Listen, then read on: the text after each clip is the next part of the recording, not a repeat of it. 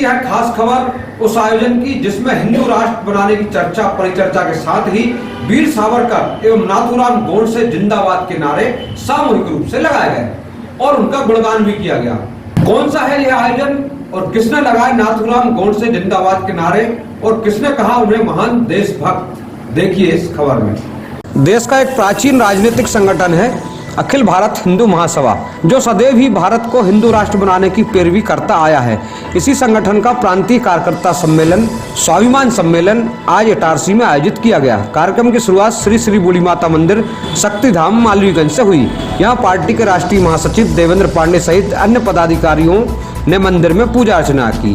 फिर उनके समक्ष यहाँ श्री शंकर अखाड़ा मालवीगंज के कार सेवकों ने अपने उस्ताद शंकर पहलवान के मार्गदर्शन में बेहतरीन कर्तव्य प्रस्तुत किए।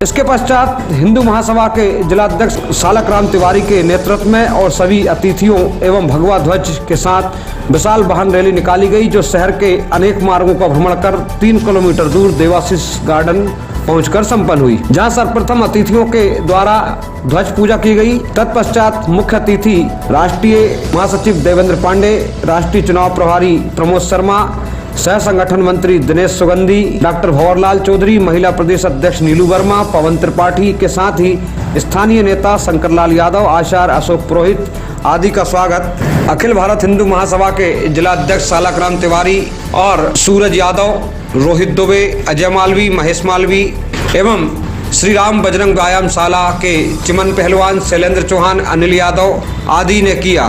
कार्यक्रम को सफल बनाने में हिंदू महासभा के स्थानीय कार्यकर्ता भी जुटे हुए थे। इस स्वागत सम्मान के बाद फिर प्रारंभ हुई हिंदू राष्ट्र की पैरवी इस स्वाभिमान सभा में, जहां सभी अतिथियों ने एवं हिंदू महासभा के कार्यकर्ताओं ने वीर सावरकर के साथ ही महावीर नाथूराम गोडसे जिंदाबाद के नारे लगाए।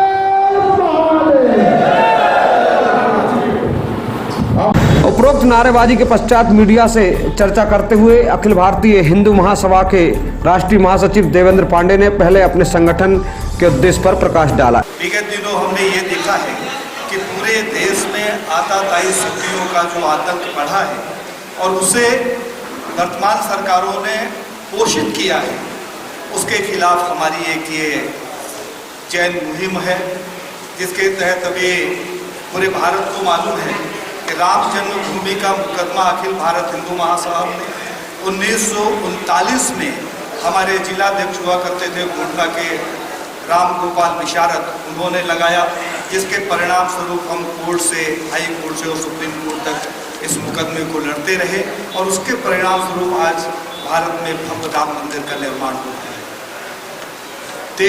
तेजो महल है, जिसे लोग ताजमहल कहते हैं, उसका मुकदमा अखिल भारत हिंदू महासभा लड़ रहा है। जिसे कुतुब मीनार कहते हैं, वो हमारा कभी विष्णु ध्वज हुआ करता था, हमारे विजय का प्रतीक था, उसकी मुक्ति का आंदोलन हम लोग कर रहे हैं। मध्य प्रदेश में धार जिले के अंदर भोजशाला, जो सरस्वती जी का अति प्राचीन मंदिर है, 13वीं शताब्दी में राजा भोज ने जिसका निर्माण किया था, उसके गर्भगृह में विधर्मियों ने नमाज पढ़ना शुरू कर दी और उनकी नमाज को पोषित करने के लिए भारतीय जनता पार्टी की सरकार ने हिंदुओं के ऊपर लाठीचार्ज कराई और मुसलमानों को गर्भगृह के भीतर नमाज पढ़वाया। भोजशाला की मुक्ति का हमारा संकल्प है। संपूर्ण मध्य प्रदेश के दौरे पर मैं निकला हूँ, उसका उद्देश्य यही है कि हमें उन स्वाभिमानी देशभक्त और जिंदा हिंदुओं की आवश्यकता है जिन्हें लगता है कि सरस्वती उनकी माँ है और उसे मुक्त करवाना है। ऐसे लोगों के बीच में हम जा रहे हैं। इसके बाद नाथूराम गोडसे पर पूछे गए सवाल का जवाब देते हुए श्री पांडे ने कहा कि गोडसे को मैं अपने से पृथक कैसे कर दूं? नाथूराम गोडसे के इतिहास को छुपाया गया। नाथूराम गोडसे के बारे में मैंने तो हमेशा खुला चैलेंज किया है, आपके माध्यम से भी चैलेंज करता हूं कि जो लोग माननीय गोडसे साहब को हत्यारा मानते हैं, एक प्रेस बुलाई जाए, पूरे भारत का प्रेस एक तरफ बैठे, एक तरफ वो लोग बैठे जो गोडसे जी को हत्यारा मानते हैं और दूसरी तरफ मैं बैठता हूं, और प्रामाणिकता के आधार पर हम बात करें कि गोडसे देशभक्त हैं कि हत्यारे हैं। दूध का दूध और पानी का पानी हो जाएगा। गोडसे जी हिंदू महासभा के कर्मठ नेता थे। दो अखबारों का संपादन किया उन्होंने। अग्रणी और हिंदुत्व नामक अखबार चलाने वाला व्यक्ति जिसने गांधी को पिता तुल्य माना, उसे सिर्फ एक लाइन में हत्यारा कह देने से वो हत्यारे नहीं हो जाते।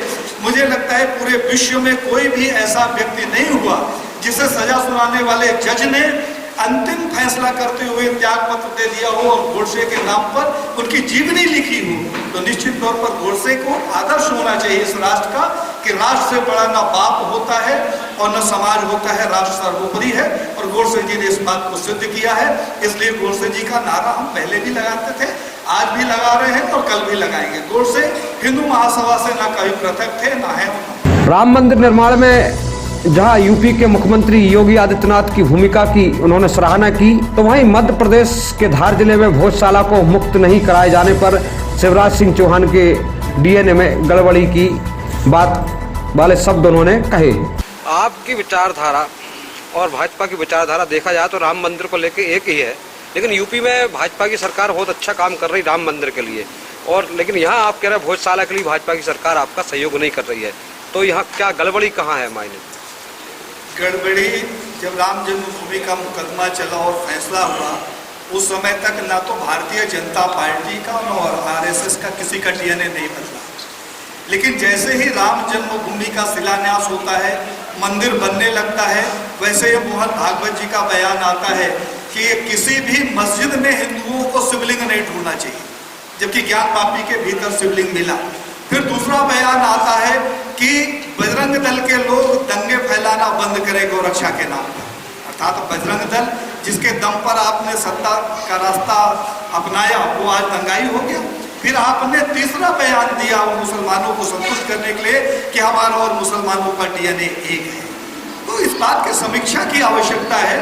मुझे नहीं लगता कि कहीं भी हम अपने अभियान से कहीं पृथक हुए हैं। भारत के संविधान में जब अखिल भारत हिंदू महासभा का गठन हुआ तब भारत गुलाम था, तो उस गुलाम भारत में अगर हिंदू महासभा ने बात की थी और अपने संविधान में लिखा था कि हम अखंड भारत के पक्षधर हैं, हम भारत को हिंदू राष्ट्र बनाना चाहते हैं, हम हिंदुओं की संपत्ति और सनातन संपत्ति की रक्षा करना चाहते हैं, तो आज मेरे बयान को कहीं भी किसी दंगे से या संप्रदाय से जोड़कर नहीं देखना चाहिए, क्योंकि ये तो हम तब से करते आ रहे हैं जब से हमारा गठन हुआ है।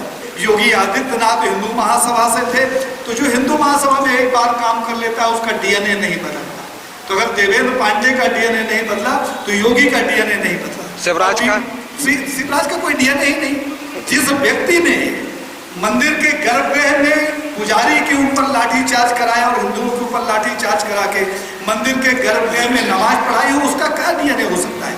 वोट मांगने में तुम हिंदू हो जाते हो और हिंदुओं का अधिकार देने में मुसलमान होते हो, तो ऐसे लोगों को कोई डीएनए नहीं होता। इस प्रकार अखिल भारत हिंदू महासभा के इन पदाधिकारियों ने अप्रत्यक्ष रूप से अपने हिंदू राष्ट्र अभियान में भाजपा का सहयोग नहीं मिलने पर एक टीस भी निकाली और कहा कि अगर ऐसा नहीं हुआ तो अखिल भारत हिंदू महासभा आगामी विधानसभा चुनाव में भी भाग लेगी। Bureau report, Itarsi.